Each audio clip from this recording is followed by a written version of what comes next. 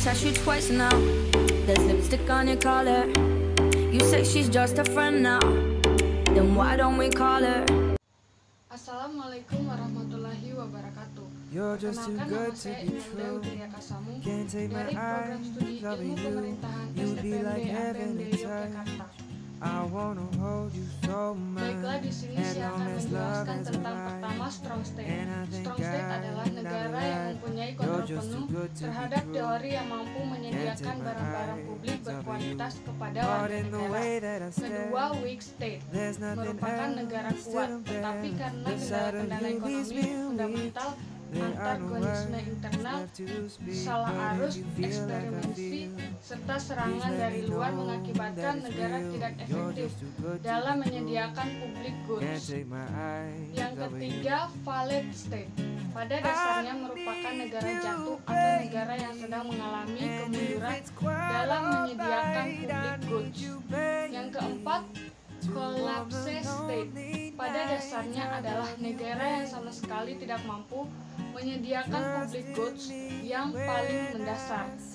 Dan yang kelima, quasi state merupakan suatu fenomena di mana negara yang seharusnya bertindak otonom kebiri dalam dikendalikan oleh aktor-aktor yang merebut dan mengendalikan otoritas kewarganegaraan negara. Yang keenam, de facto state pada dasarnya adalah sebuah negara yang segera de facto memiliki otoritas dan menenangkan pemilu, tetapi sebenarnya hanyalah instrumen kepentingan dari sekelompok orang atau faktor bertindak untuk kepentingan sendiri dengan mengatasnamakan negara tersebut dan mengambil sumber daya negara. Dan yang ketujuh, shadow state merupakan cara negara atau daerah di mana negara dikendalikan oleh kekuatan-kekuatan extra state yang memiliki pengaruh yang sangat luar biasa. Baiklah, selanjutnya saya akan menjelaskan tentang bagaimana indikator kemudian diimplementasikan dalam daerah saya.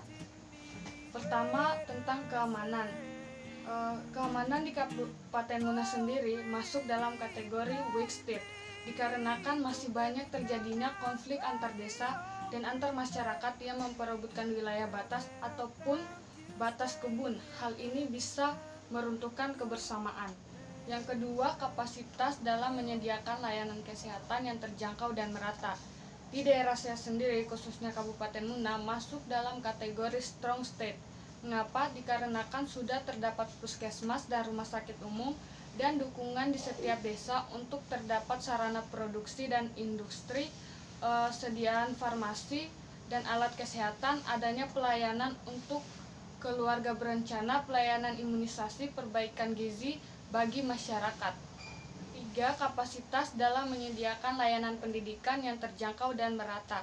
Pendidikan di daerah saya, khususnya Kabupaten Muna, masuk dalam kategori strong state dikarenakan sudah banyak sekolah yang dibangun di setiap kecamatan seperti SD, SMP, dan SMA, sehingga sudah banyak anak-anak yang menganyam pendidikan.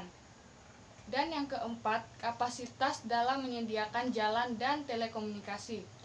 Jalan dan telekomunikasi di daerah saya, khususnya Kabupaten Muna, masuk dalam kategori strong state.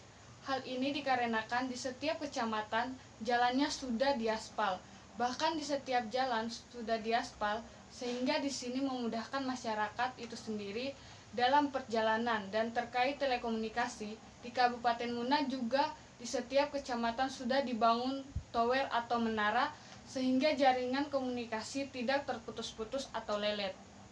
Kelima, kapasitas dalam menjamin sistem uang dan perbankan yang stabil. Menurut saya di daerah saya ini masuk dalam kategori strong state. Mengapa? Karena di daerah saya sendiri sudah banyak perbankan dan ini dapat membuat masyarakat lebih mudah untuk menabung. Dan yang keenam, kesempatan ekonomi dan lingkungan bisnis. Di Kabupaten Muna sendiri masuk dalam kategori strong state. Hal ini dapat dilihat dari adanya minimarket, kios, dan toko pakaian, sehingga ini memudahkan masyarakat dalam membeli sesuatu sesuai dengan keinginannya. Dan yang ketujuh, kesediaan ruang publik. Ruang publik di Kabupaten Muna sendiri masuk dalam kategori weak state. Hal ini dikarenakan tidak adanya ruang-ruang khusus untuk orang cacat dan untuk ruang publik khususnya untuk para lansia. Dan yang terakhir ke-8, kepegawaian dan pengaturan lingkungan. Di Kabupaten Muna sendiri, pengawasan dan lingkungan masuk dalam kategori Wexted. Mengapa? Karena hal ini dapat dilihat dari masyarakat yang masih membuang sampah di sembarang tempat dan didukung lagi kurangnya jasa angkut sampah atau untuk tempat pembuangan sampah. Mungkin itu saja penjelasan dari saya mengenai tentang apa itu strong state, weak state, serta penjelasan bagaimana penerapannya di daerah saya. Jika ada kesalahan kata, lebih dan kurangnya mohon dimaafkan. Wassalamualaikum warahmatullahi wabarakatuh.